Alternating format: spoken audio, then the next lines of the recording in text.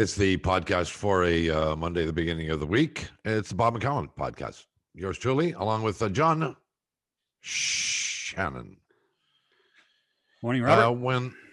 I'm sorry, John. I hate to interrupt you. I just said good morning, Robert. Oh, thank you very much. I'm trying to remember the last time I saw this character. It was some time ago. And I think it's been a while for many people who at least live in Canada who are certainly familiar with the face and the name, but maybe less familiar with what he's been doing the last little while.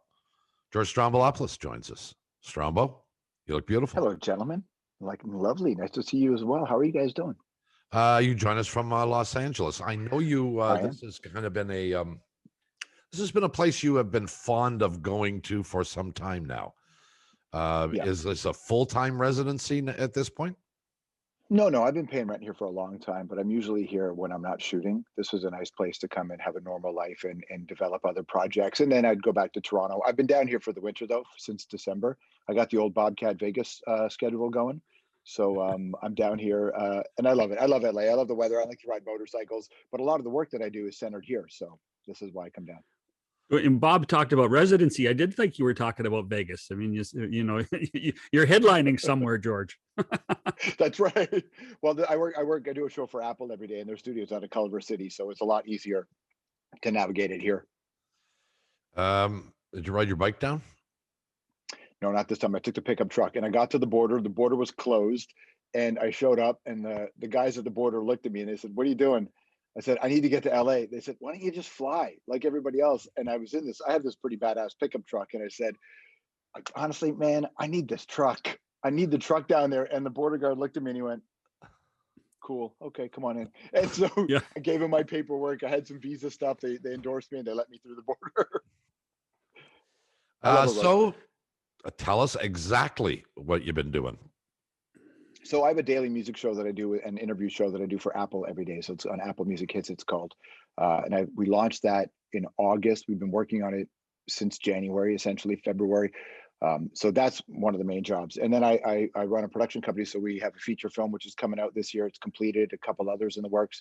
But the daily on-air stuff is I've been doing this music show for Apple for quite a bit. The other thing is you were on the cutting edge, George, at least more than Bob and me. When it came, you've been on Instagram. You've been running a lot of stuff on a nightly basis, still talking to people that way.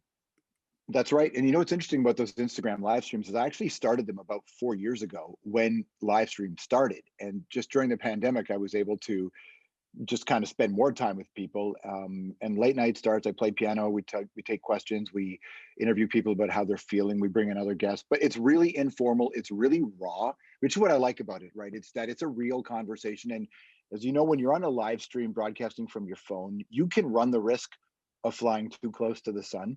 And I quite like that. So when you don't have the studio to keep you in line, you can get in trouble. And I really like dancing on that line. So the live streams have really helped me do that. Keep me sharp.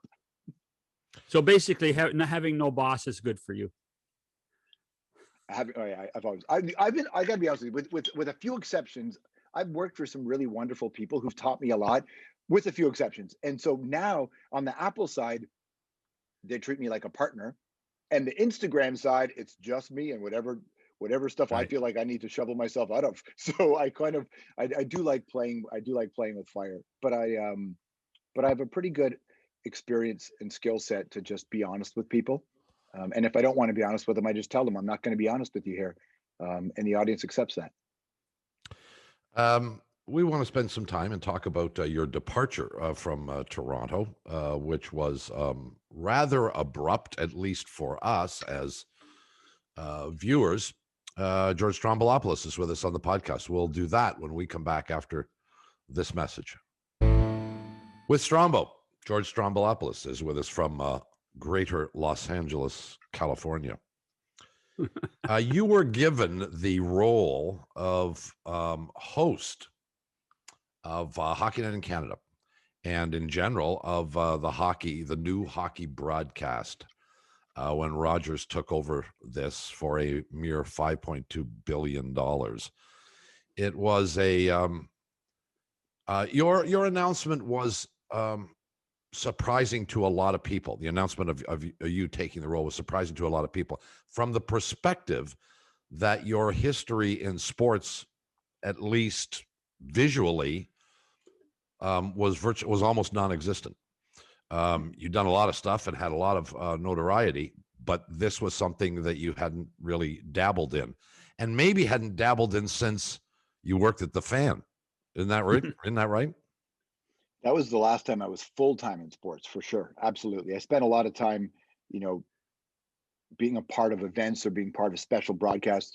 You know, for example, the new Hockey Night in Canada theme, my show did that.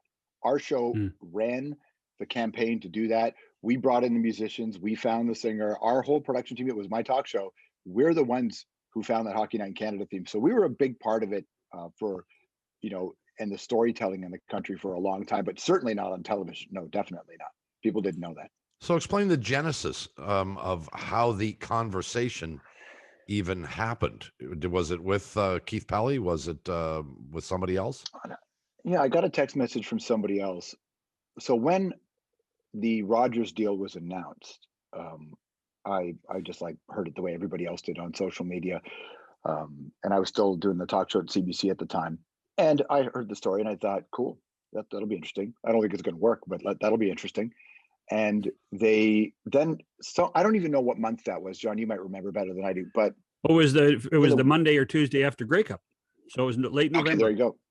So then it was only a couple of weeks later, then, when maybe a week or so later, when I got a text message from somebody inside the Rogers world saying, "Do you want to talk?" And I said, "Sure." I texted them back, and then we met in a hotel lobby in Toronto where they were really worried about being spotted with me, and we talked just sort of in a very cursory way about would I be interested in coming over. And then, you know, from there, then there was a conversation with Keith Pelly. Then there was a conversation with Gary. And I kind of said the same thing to them that I said to myself. I'll do it, but I don't think you guys want this. You guys don't, I to be honest with you, just never thought that they had the stomach for what it would take to do it right. And they're like, no, we want it. And I could tell. And then, so then I was like, you know what, this isn't going to work, but I know that I could do this.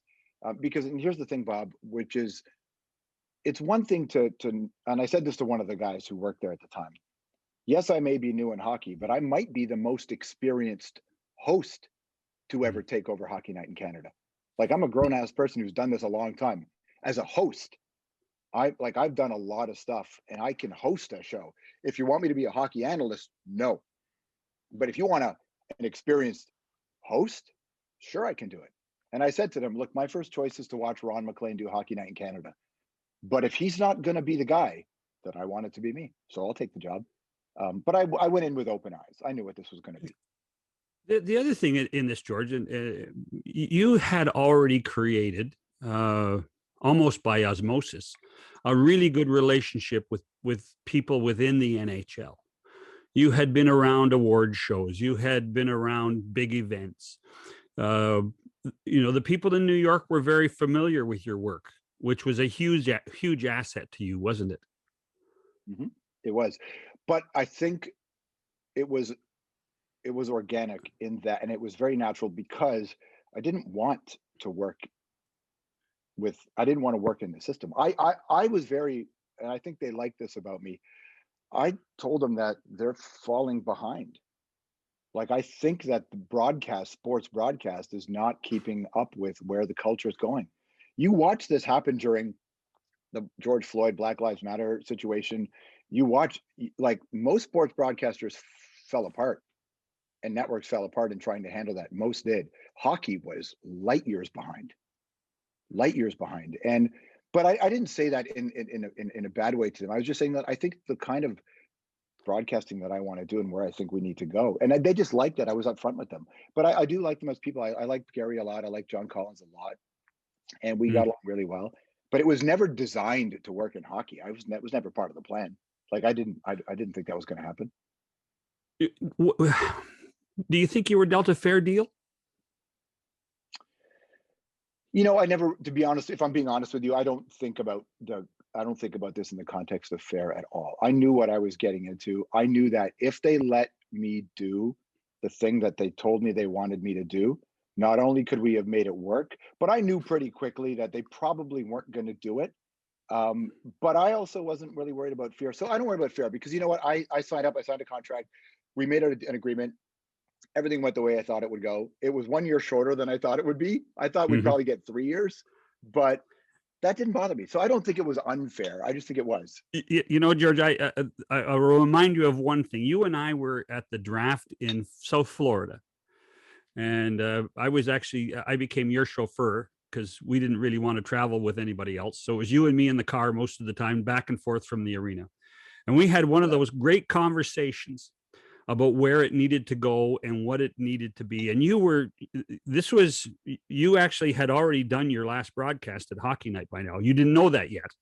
And you were quite confident that the things that you had envisioned for the show were going to be the right things. Well, you know what it was, John? It was actually the year before. So it was Oh, okay. I had one more season to go. Okay. Because I remember that when I'd finished my Stanley Cup final game, I suspected that I didn't think it was going to come back. And then I got the call saying, "Hey, you don't need to come to the draft." But it wasn't just me; they were changing up the system. But so we had one more year. I knew I had a very clear vision of where that show should have gone, and I was wondering if we were going to get a shot at it. But behind the scenes with my team, I was very upfront with them. I'm like, "This is." And when Keith left to go do whatever it is that Keith does, I was just like, "This. There's no way this is going to last." So, can you, any chance you can share what your vision was for that next go around for you there? Well, I mean, this isn't. Yeah, sure, I can. I think this wasn't specific so much to Hockey Night, but it was specific to this was specific to Hockey Night in terms of how I would do it. But where I thought sports broadcasting was wrong, I said we live in an era where. Do you guys swear on this broadcast ever? Sure. I'll try Sure. not to, but we just live in an era where everybody's so full of shit all the time. And most of the time it's because we're asking them to do things that they can't do. So I remember as a hockey viewer and then working there, I always thought the hockey analysis was so backwards because you're asking people, like if we held them by their record, they're wrong all the time. In that, we're going to do this is what this player needs to do. And then the following week, it was a completely different story. And I understand that that's the human component of sports. But I remember saying we need to reduce the opportunity for people to look stupid and create space where we redefine what sports is. Because sports right now, I think, is in terms of broadcasting was there's a lot of just things being wrong, which I just didn't think from my background doing news and journalism was not what you should hang your hat on. But also, I thought it's not building the community enough. It's not connecting with enough people. And it's not actually growing in the way that everybody else was growing online and growing in other places. So, and I also just looked anecdotally at the people in my life and their kids, and none of them cared about hockey. None of them cared about hockey. And I said, hockey broadcasting has spent a lot of time excluding people. You've got to become inclusive and create storytelling that's inclusive. That's how it should have grown. This, by the way, was before I even took the show.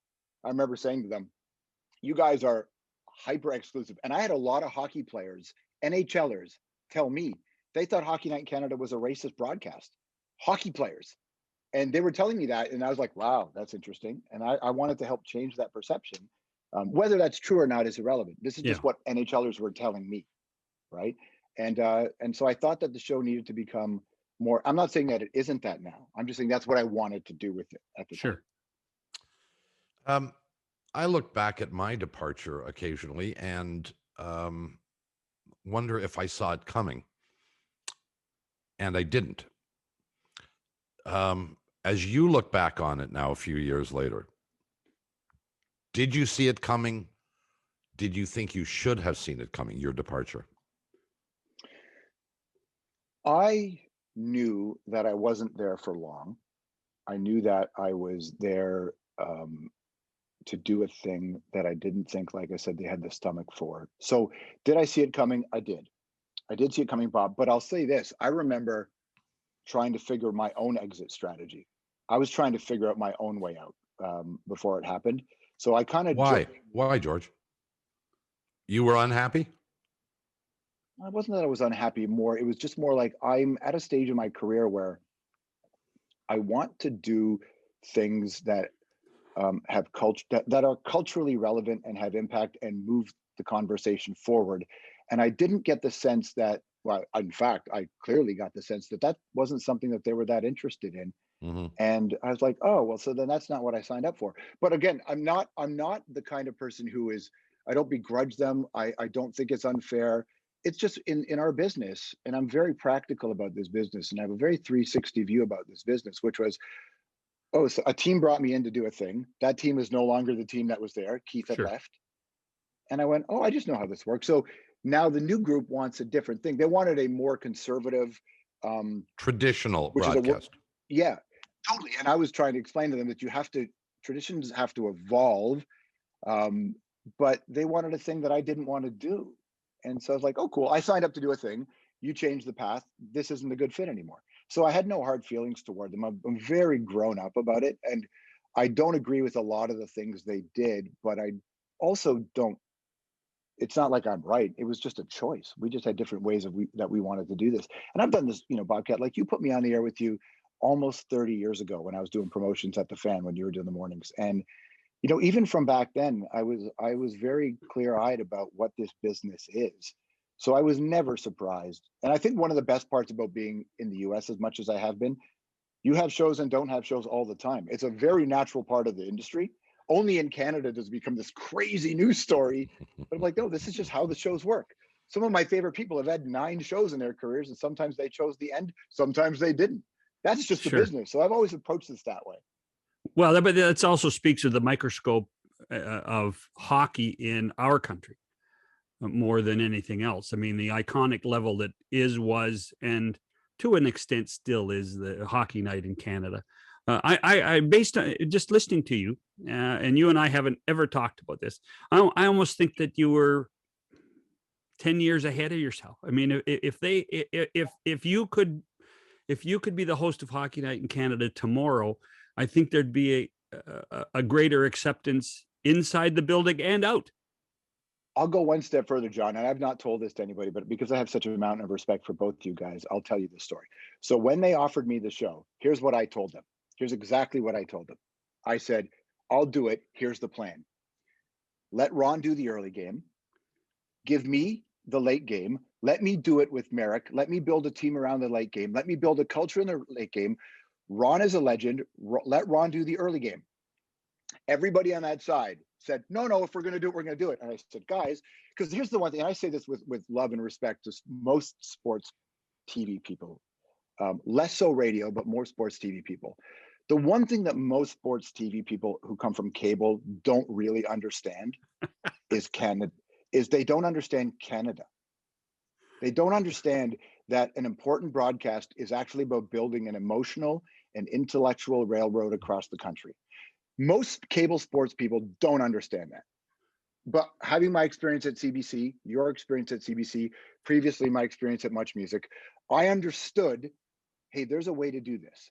When they did that video, which I was a part of, and it was one of the reasons that I realized this isn't going to work, bragging about the money they spent on the set, I thought, what a mistake. Yeah. What, talk about not being able to read the room. So Bob, when I say that I didn't see it coming, I did see it coming because I knew early on that those markers you're looking for, if something's going to be a success, weren't there. And John, I said to them, let Ron do the early game. I'll do the late game. Trust me, because Ron, I understand this is going to be difficult. I get all this. I've done this, right? I know how this is going to work.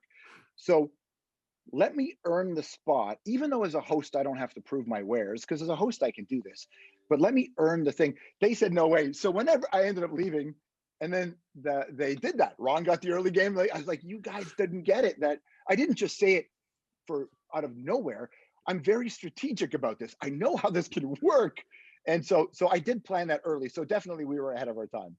I will tell you one story, because I don't think people, and perhaps it's changed now, but I don't think people understand the difference of working for the CBC than working for private broadcasters. And the role the CBC plays and the attitude the CBC has. There's a greater inclusiveness at the CBC. And on a Saturday night, I had hired a young guy who was a producer, a really good producer, still is a great producer, who'd come from TSN. and was doing his first Saturday night game for us at the Montreal at the Bell Center. Had just moved. We moved over to the new building, and halfway through the second period, he did something that, to me, was just like, how could you do that? And I picked up the phone to him and I said, "Hey, listen, Paul, I don't know what you're doing, but this ain't cable TV anymore. You're in the big leagues." At which, and now we're still friends, and we laugh about it about every 3 or 4 months when we say, "Hey, listen, you're now at a network level," and that's the difference. This is for the people. That's right. That's right, and that's what. And you were taught that at the CBC. You were taught a lot of things at the CBC. For sure, and I learned it even earlier at Much Music. Whereas at Much Music, I understood what young people. I understood how to reach people who didn't feel reached. You know what's interesting that never came out? Because I know in all those stories, when I became the host, all these stories were being, and I know those stories, how they got to the newspapers. It was all about the pants, George. George, it was all about the pants. Listen, anybody who criticized my pants, I don't value their opinions in the first place. But here's what the people told me at Hockey Night in Canada when I was the host. Here's what they told me directly. The ratings were going up when I was the host with people under 30 and with women. The ratings were going up with people under 30, which is what I was there to do, to grow the game.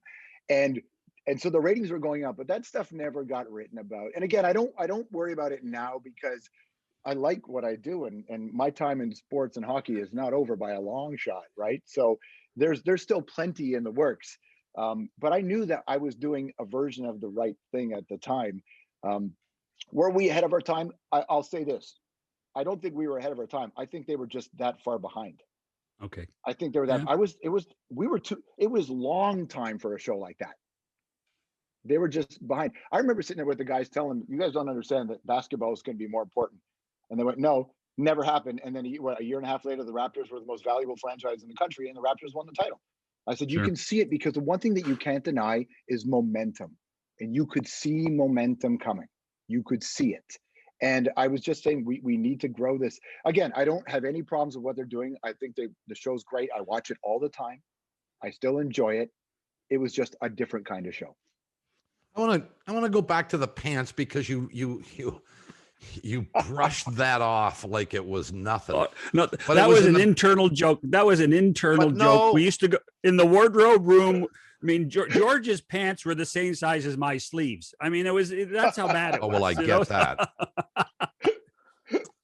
That goes almost without saying. I'm sitting here, Stromboulopoulos. I'm sitting here with a sweater thing that McPhee in Vegas sent over for our friend Shannon. Yep. I didn't know there was that much material in the world. He's gonna call the tent maker now. Now he's gonna call the tent maker. But look, here's the thing. It was, and you know me. I'm a guy who's never driven down the middle of the road. Shannon was a suit.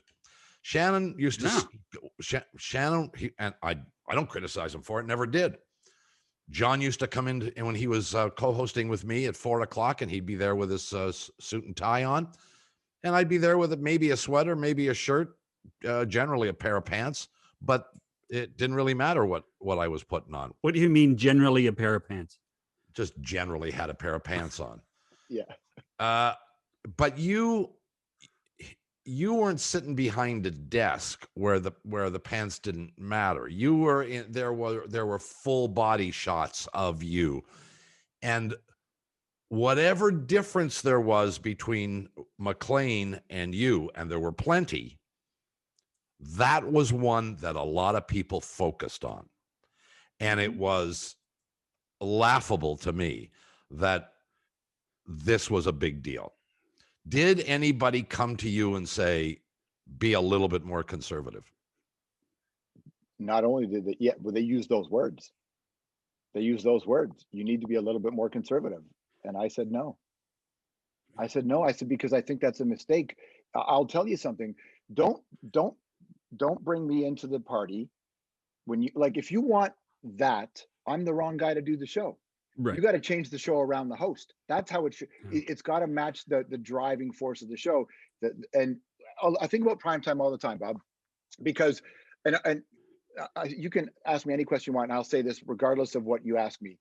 I was really inspired by in my early stages of my career being on the air at a station and producing at a station that you were on, because you were clearly in control of the narrative of your career, and you are smart enough to know how to build mythology, how to, you know, work within an organization. But at the same time, it was about serving the audience, and where, but not just where you were, but where. And a great example was you wouldn't interview athletes too often because you, and I remember you saying this, and I was 22 years old.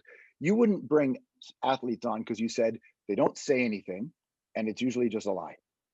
And you wouldn't bring too many on because they were not living up to the brand of the show. And so primetime meant something. It's the very same thing with me on that broadcast at Hockey Night, which was, we're here to change it. So it's like if you split up with somebody and you still live on their couch, I'm not living on anybody's couch. In fact, change the furniture, right? So I didn't think I was in the wrong by any means. It was very different from the previous host, but they didn't bring me there to be that version. Otherwise, they would have kept him because he was still there. I was throwing to him once, and now time for Coach's Corner. So like he was still there. So of course it's going to be different. They didn't need to change the host of the show, but if they were going to change the host of the show, then they brought in a guy. That guy should have been him. I was never the guy that the suit fit. In that, I was never just going to be plugged into a broadcast. I was there to change it. And I felt like we helped move that conversation a little bit. And now it is a little bit different. But they definitely said, be more conservative. And I laughed at that. Well, I'm intrigued too by, did Pelly come back to you and ask you to be conservative? Because Pelly was edgy, if nothing else. You know, Pelly, not only was Pelly in my corner, Pelly, there were times where I kind of talked Pelly off the ledge. Not about me, but other things. I think like Pelly believed. Pelly was like, no, you keep doing this. This is the right way to do this. Yeah, he knew it. He liked the suits. Pelly's the one that told me to grow the beard back. Like I was growing a beard. He says, I like you with the beard. Like, and I was like, oh, I have the beard. I'm going to wear it anyway. He says, I like it. Like Pelly understood that to do this right takes time. You know, I wasn't mad by any means that people didn't like the change. Ron MacLean's a legend, man. Are you kidding? I understood that. I love Ron MacLean. When I had my talk show, Ron was on countless times. Like I knew that. So I wasn't mad that people were laughing at my clothes, because the truth is, I know the suits were amazing. They were amazing. I knew the suits were modern. So I knew that it was the right time. I also knew that if people were focusing on my suits, that's good, because it actually allows us to do the other things we need to do. And you know this, Bob, because you've cultivated a career of this. First, they laugh at you, then they attack you, then they accept you, then they fight for you. I knew that this is, like, you think that when I started doing a primetime news show on CBC, wearing black t-shirt and a studded belt, interviewing a prime minister, there were people who did not know what to make of it. But you know what spoke for themselves? The interviews. And 10 years later, we were the only late night talk show in the country. And by the way, there hasn't been one since. We had a decade run. So I knew how to do this. I knew how to change I knew how to shift the tides in the sea. And it was the same approach to Hockey Night. The difference was the Rogers people weren't designed for progress. That wasn't like their thing. Whereas Keith was designed for it, I believe. Yeah, there's no question about that Keith had vision a lot different than many people. The one thing I would say, having sat in one of those many chairs when I was a suit and at Hockey Night, long before George was around, and I say this all the time, I said, you know, is that hockey on television in Canada, you have to understand it, because we lived in a country for the longest time as we had a political party called the Progressive Conservatives. And if you put your mind to thinking about a progressive conservative, that's how hockey coverage has been for 60 years, progressively conservative. And so any change if you make sudden change to a television show like Hockey Night in Canada, you better be prepared for criticism early on, and then be loyal to your change. And John, there wasn't enough loyalty. There wasn't enough loyalty. And but George, I'm talking, it had to be 5 years. It had to be 5 years of change. Oh, 100%. But you saw me every Saturday night, John. I still laughed. I had everybody laughing on the air. I still had a smile because I know what this is. I have the stomach for it. And you're exactly right. You can't do it in 1 year. You can't do it in 2 years. No. But again, I go back to this idea, which is everybody wants something conservative. But now what happens when there's a pandemic? Those same conservatives were scrambling for government assistance. I guess you don't really believe in it, right? So you have to build an infrastructure for everybody. You have to be inclusive. And I think that Hockey Night in Canada is like the Tonight Show was. Every country has a thing where you better be for everybody. And if you're not for everybody, in my mind, you're for nobody. And that old school version of, look, I mean, I don't know how many times it's happened, John, when you were running Hockey Night in Canada, but countless times during my run there, I would have conversations with Grapes about like, dude, what are you saying? Like, what are you saying? You shouldn't say that. And Don respected me enough to go back and forth. So I wanted to say to Don, that's not the approach. And I did say that to him a couple of times and he listened to me. He didn't change his behavior, but I always respected Don because he would say something, but you could talk to him about it. I agree. Listen, I agree completely. I agree completely. I wanted to change that segment. I didn't want that segment to go away. In fact, when they offered me the show, I said, you better keep Ron and Don on. Yeah. I said, you better keep them on, but I thought that, Don, the thing about Don is Don was never not who Don was. So the guy that you saw on the last broadcast is the guy you saw on the first broadcast. And consistent. That's Don Cherry. People loved him for that reason. People didn't love him for that reason. Some people despised him for that reason. Don knew who Don was. He was committed to the bit. And I think you're right. They had to be committed to the bit. I was. Yeah. And that to me is, and this goes back to what you learned the second day if you go to university about this business, is that what viewers need is they need consistency. And you can define your own consistency. You can define it, but then you better stick with it. Then you better say, this is what we're doing. I mean, again, to talk about my own world is that, when I went back to Hockey Night in '94, we started the doubleheader. We started a pregame show the year after, to the point where everybody said, well, there was always a pregame show and there was always a doubleheader. Well, no, we evolved into that. We changed it. We moved things along in order to make it better and to change it all the time. But we did it. We didn't do it as drastically and as dramatically as they tried with you. We were a little more, hey, listen, we're going to make 5 changes this year, 5 changes next year, 5 changes the year after. And by the time 5 years came up, everybody thought it was always that way.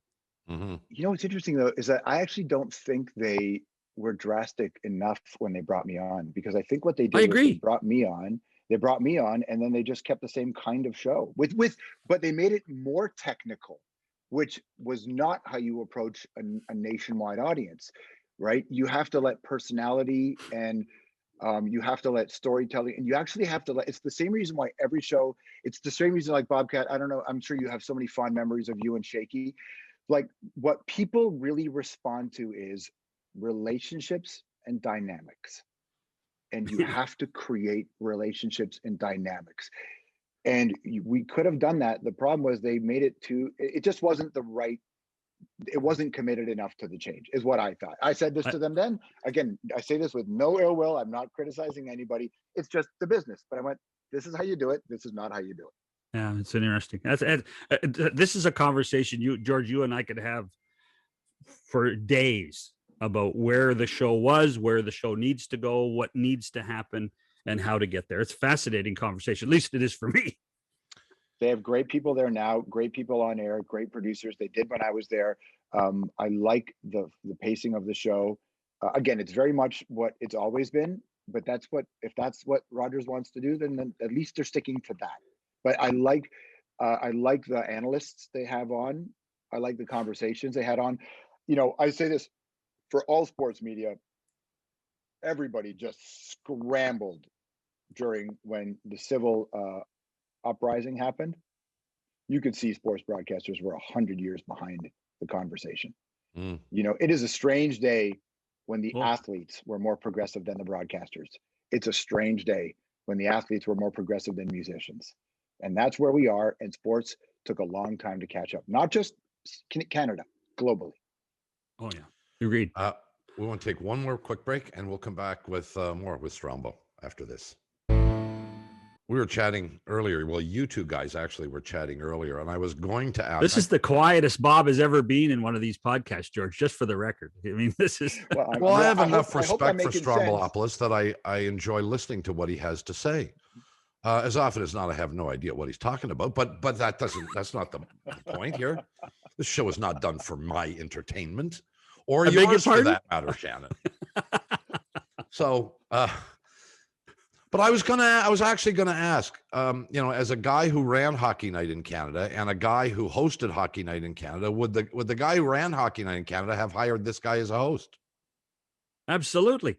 This is the magic elixir that people don't understand about me. Is I'm a riverboat gambler. I love taking chances, but I'm also very loyal, and I believe in people.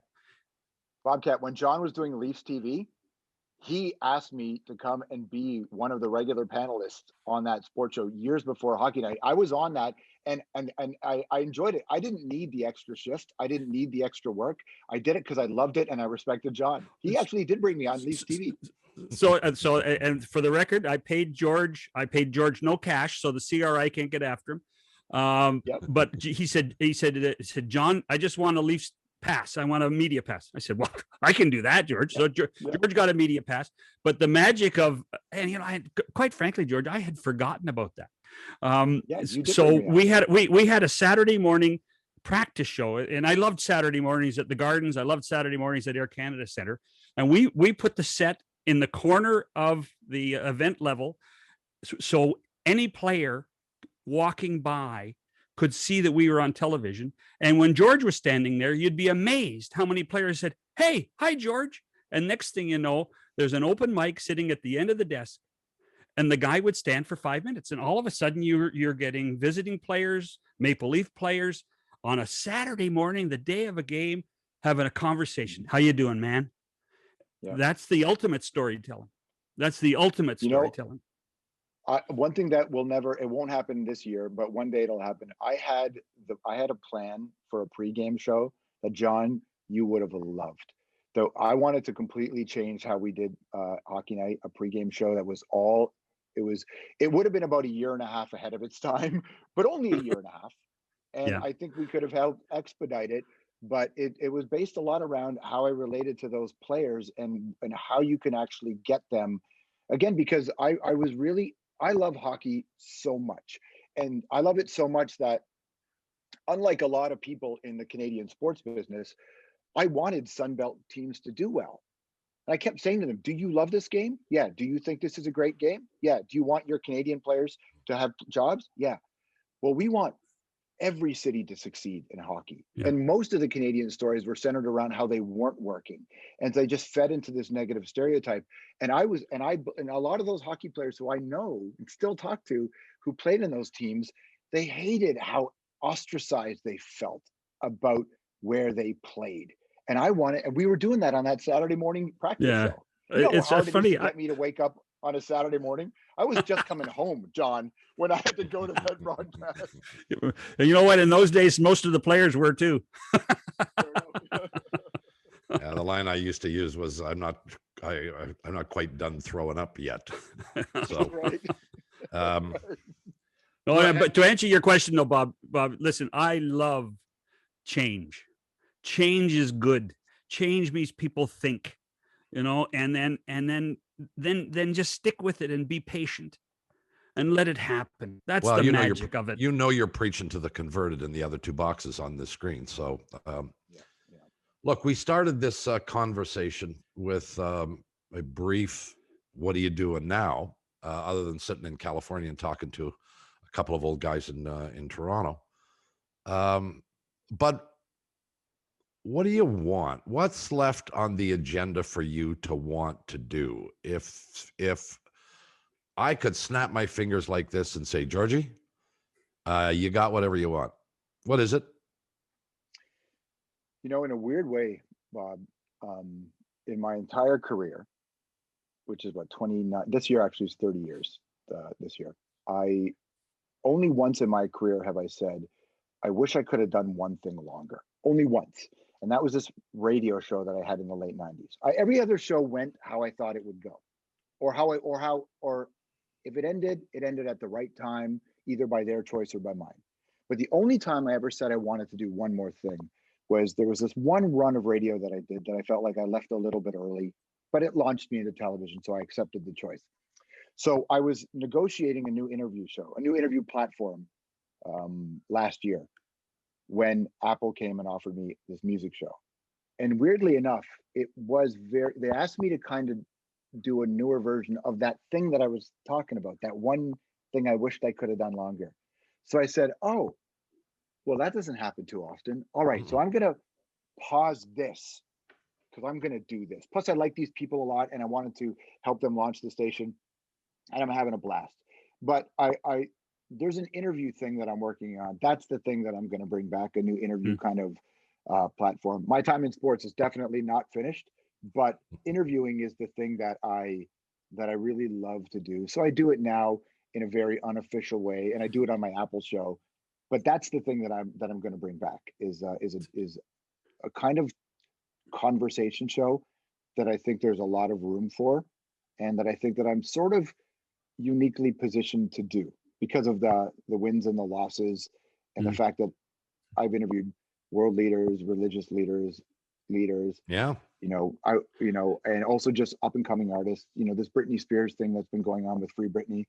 My interview from Britney is circling from 20 years ago, and it holds up. So I've been very lucky to be, and again, I say this sincerely, I've been very lucky that I worked for so many people who trained me to do this with a human heart, right? To really lean into being smart and interesting, and they challenged me to be better. So this isn't me. I am the result of great coaching and great bosses. And like I say, with very few exceptions, I've looked at the people who've helped put me in this position and go, I'm lucky because of you, and I'm blessed because of you.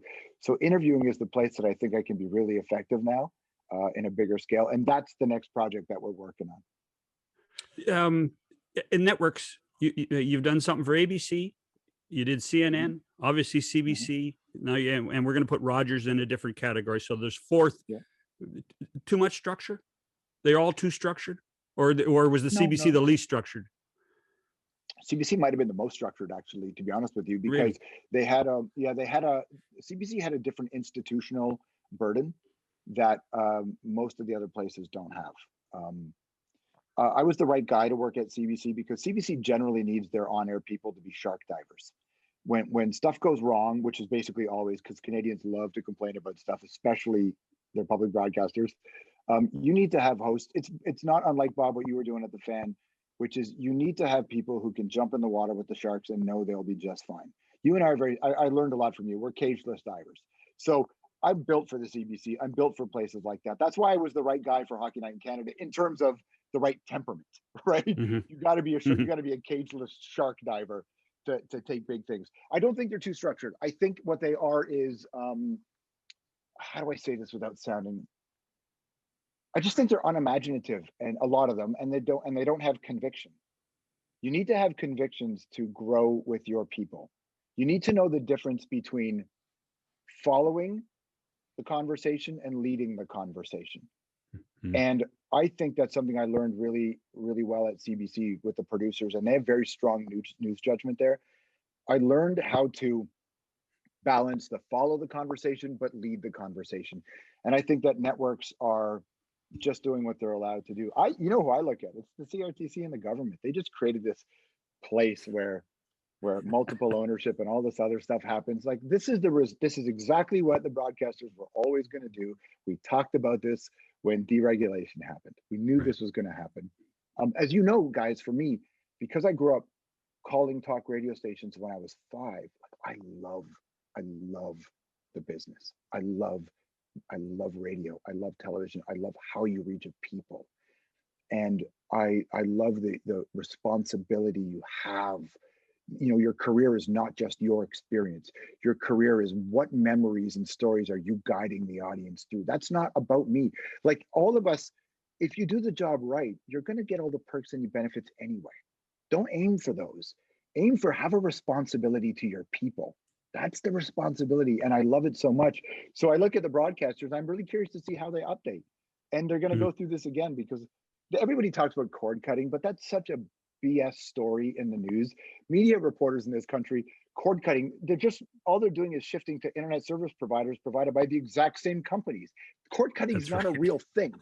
The money's, they're still getting all of the benefits. So like, it's just the media in the country doesn't know how to cover, Canada Land does a really good job covering real news stories, but like the general business stories, it's not, cord cutting is not a thing. It's cord shifting. They're just shifting Right. cord to wireless cord. You're watching Netflix on Bell or Rogers or Shaw anyway, right? And like, oh, Shaw versus Chorus. I worked at Shaw Chorus as well. I worked at Shaw when they created Chorus. So I've worked for all the companies, I think, except for Bell. But I worked for Much, and Chum was sold to Bell. So I love the business stories, but I just think that the narrative around media in this country, in Canada, is just so unimaginative. And I think that it's nobody's fault. I think Canada is like broadcasting in Canada is kind of like Canada itself. It's a beautiful thing. It has lots of benefits. It has lots of flaws. It has some spotty history. It has some tragic history. And to shift it, it's as difficult to shift the media in Canada as it is to shift Canada, because it's as difficult to shift Canadian perceptions. Canadians have a smug, and I'm a Toronto boy, so I know this very well. There's a smugness about Canada where it's like everything's fine. It's not fine. It's not fine. But Canada, to me, like any country, isn't what you are, it's what you aspire to be. And so to me, when I talk about Canada, like, we're a country that has a very terrible history of residential schools, and there are countless communities that don't have clean drinking water now. You can't brag about a country where not everybody has access to clean drinking water. You can't. And it's like Dick Gregory, the civil rights activist, used to say, don't tell me about your nice smile if your brain has a tumor, because it doesn't matter. And if everybody Mhm. doesn't have access to clean drinking water, then you don't count. Your bragging doesn't count. So I kind of look at Canada and Canadian broadcasting as a thing to aspire to be. Be the thing you keep saying you are. All the narratives you just bring out of the closet on Canada Day, right? Be that for real. And so I kind of look at the broadcasters and I wonder what they're gonna do. I look at what CBC did with Schitt's Creek, and I think that's fabulous. Kim's Convenience, that's fabulous. Those are real stories that are reaching people around the world. Look at Trailer Park Boys. It took a long time for Netflix to figure it out, but they figured it out. Trailer Park Boys, people stopping on the streets to talk about Trailer Park Boys all the time. Like, Mhm. is that what Canada's like? And now Letterkenny. So be the shining example that you always say you are anyway. Be that thing. And I think that Canadian broadcasters have to kind of get there, because if they don't figure that out, the lack of CanCon with the streamers is going to really decimate the broadcasters in Canada. Agreed. When are you coming back to Canada? Speaking of Canada, what's your plan? I'd Do you like to have come one? back to, yeah, well, I'd like to. I'm just waiting for the border to open again, because right now I can't come back, because I have to go. I can't quarantine in a hotel for a week because I have to do a show. So I have a studio in my home, so I got to wait until I can get home and go right back to the studio and do a show. I love Either being that on or the pay the air. fine, George. Just pay the fine.